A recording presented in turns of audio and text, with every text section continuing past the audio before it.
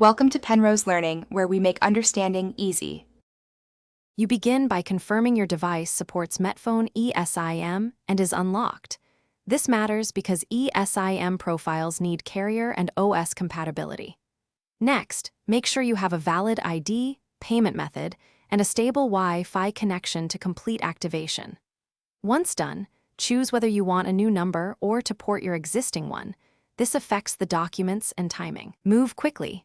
Open the Metfone app or authorized reseller site so you can enter details and start the purchase process now. You now select the exact Metfone Esim plan, compare data limits, validity, and price, because you cannot always change afterward. After purchase, upload required ID or complete porting forms if moving a number. This is why you verified documents earlier. Then confirm via SMS or email verification code to prove ownership.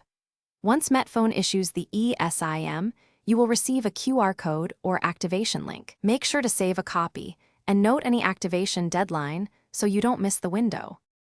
You install the eSIM by scanning the QR through settings right arrow cellular right arrow add cellular plan.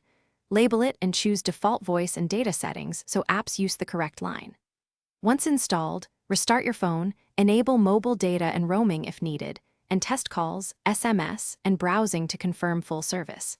If things go wrong, no signal or activation fails, try toggling airplane mode, reinstalling the eSIM profile, or contacting Metfone support with your order ID.